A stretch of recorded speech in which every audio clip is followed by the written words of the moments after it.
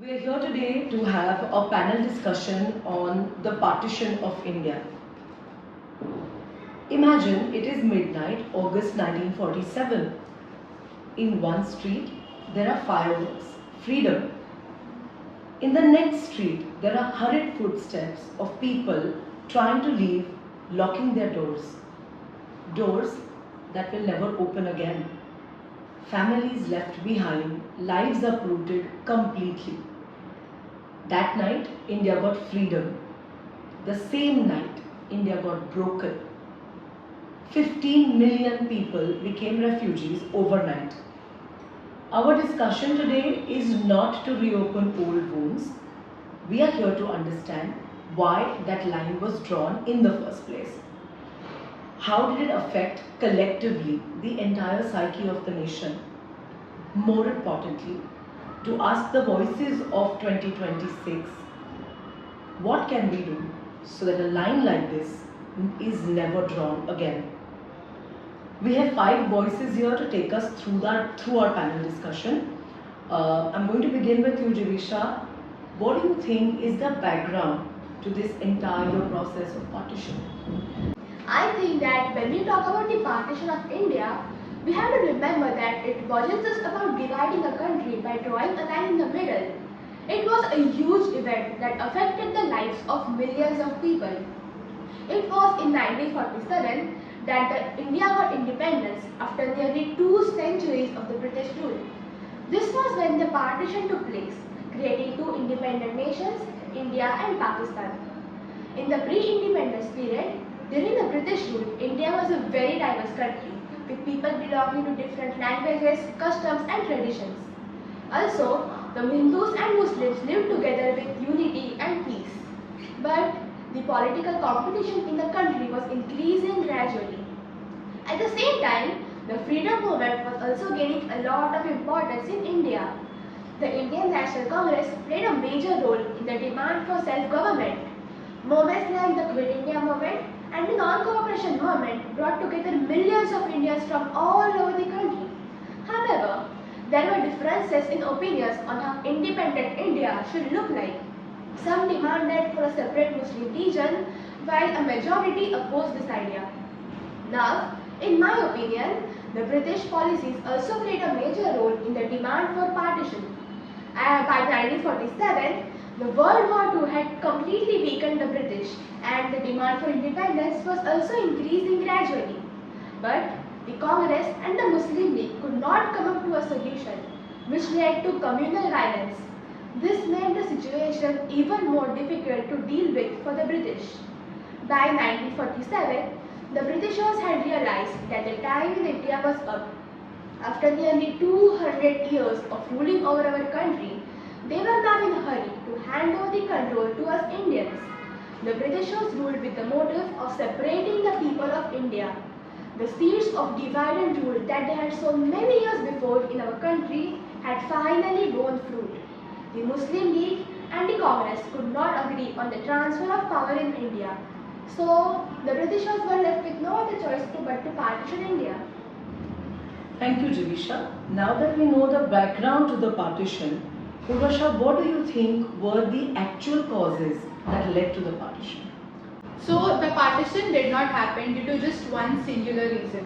As Jivisha pointed, there were multiple political disagreements that happened on the topic of power sharing between the Indian National Congress and the Muslim League after the British rule.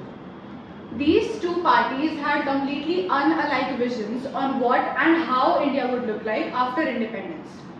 Firstly, let's start with the Indian National Congress. They wanted India to be a unified nation where people of all cultures, languages and religions would live together as one big family. But the Muslim League's thought process was completely different.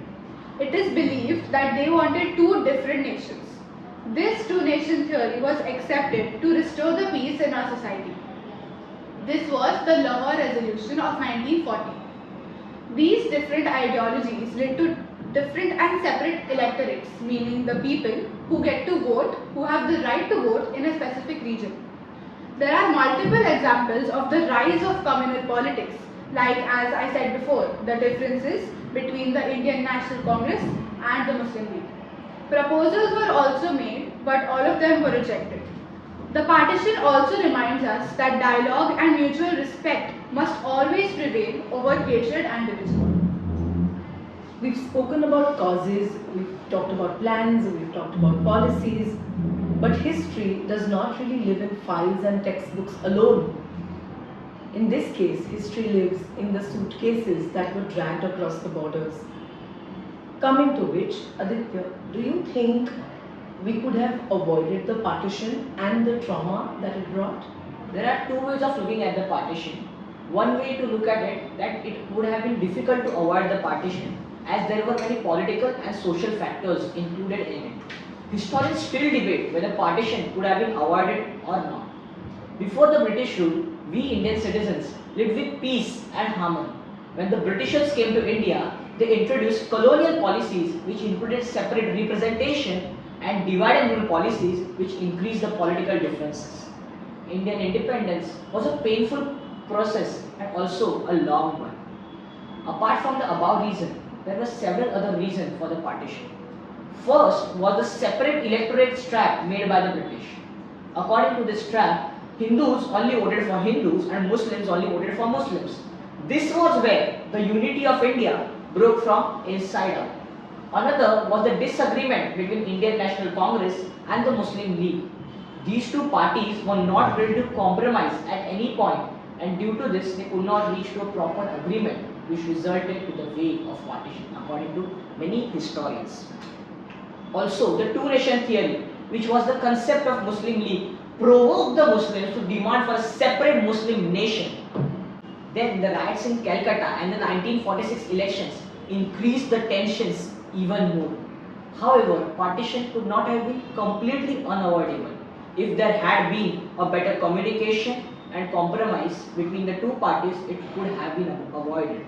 Also, some historians believe that if the two parties had formed a coalition government in 1936, it would have reduced tensions and built mutual understanding between them. To conclude, partition did not happen just because of one reason. There were many connected reasons for the partition. With flexible leadership, better communication and compromise, partition could have been avoided. Also, partition could have been avoided or not is still a very fluid kind of question, because regional and religion-based politics is still being a deciding factor in India. That's a very honest and a straightforward take. Just to build on that, Sthira, what do you think were the actual experiences and feelings of the people who were caught in the partition? Well, the partition not only affected the borders of our country, but also the people staying in it. It fractured the relations between the societies, hearts and cultures. In the flame of hatred and violence, all the people forgot our shared history and our past struggles. Sides were picked, rifts were created, and that affected the people of our country greatly. The lives of millions of people were uprooted as they were forced to flee from their countries, leaving behind their lives, communities, possessions, and homes. They lost all hope of ever returning to their ancestral lands. Innumerable people became victims of communal riots and violence, and numerous families were separated. Better health, medicines were scarce, facilities were hard to obtain, and there were deadly outbreaks of diseases claiming the lives of the children and elderly. The people did not give up. Instead, they came together and started looking for a solution. Despite living in such a terrible environment, the people chose to look past the horrors of the partition and instead focused on rebuilding their lives and communities. Refugee camps were set up all over the country to offer protection and shelter to families who had lost their homes.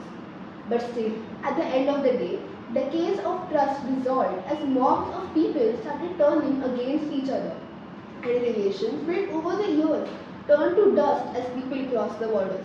It was one of the biggest mass migrations that our history had ever witnessed. But then, poverty hit the country like a flood, and overnight, businesses shut down, facilities were scarce, and the economy of our country took a major hit. Even then, the people did not give up, and they came together and started slowly rebuilding the businesses and industries. In spite of all that happened around them, the people helped each other search for lost friends and family, and set up community kitchens to support the refugee camps. In those hard, trying times, the people of our country showed true courage and resilience. Can you cite any examples specifically that strengthen your viewpoint? Well, a famous book titled The Trade to Pakistan highlights the fragmentation of deeply intertwined cultures and the breakdown of community trust. There are countless podcasts to listen to, one of them being the Partition Voices, which includes the first-hand accounts of the survivors of the partition and their testimonies as they fought for survival. Even today, modern-day wars are a result of a messy collapse of empires and are fueled by politics, by the personal agendas of men with power.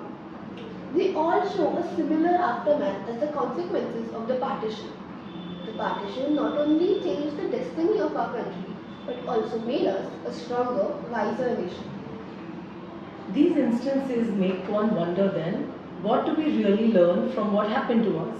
Because real learning isn't only from what happened, but how we choose to deal with what happens to us. Parth, what then do you think are the lessons here for us? The partition shows us what could happen when there is a difference between two countries with different ideologies. In order to avoid any further conflicts or misconceptions that the people of the two countries may harbor, what is necessary is to trust each other, to have a dialogue among common people, keeping aside political agendas. Hatred leads to riots, protests, and many harmful decisions that are taken in the anger of the people. Wars are also quite an expensive affair, both financially and socially. The leadership during wars is also of great importance. The leaders should have a good and practical mind, and they should show empathy and responsibility. Secularism should also be present so that the people don't forget the identities of the people as individuals.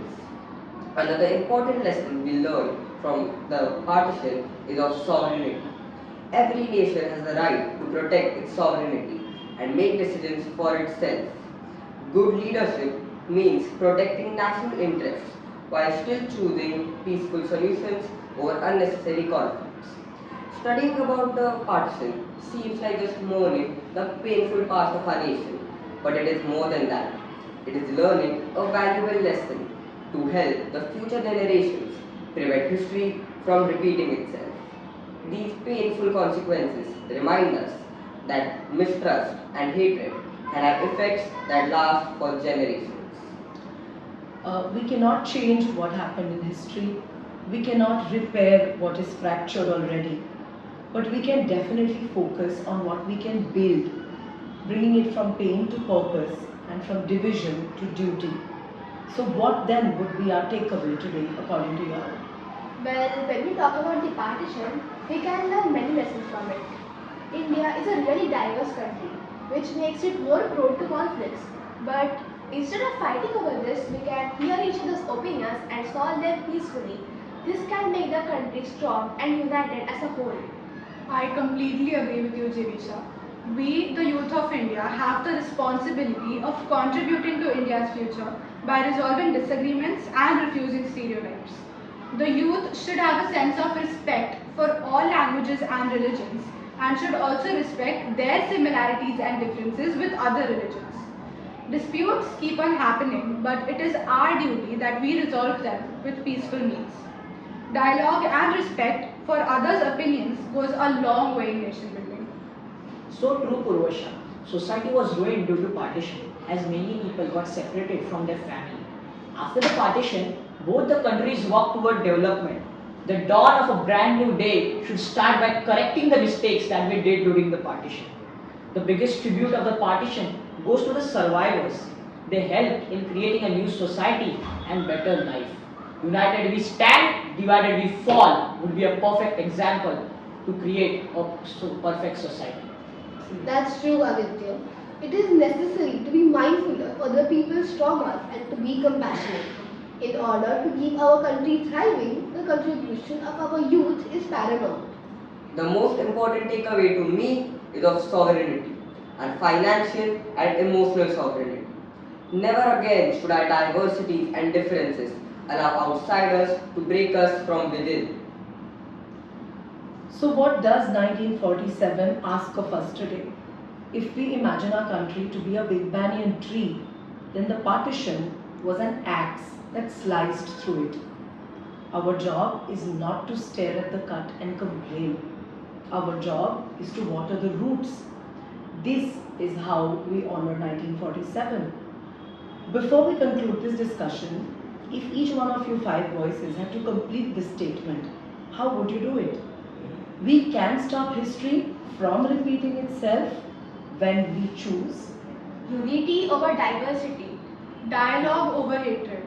Understanding over intolerance. Mutual respect over prejudice.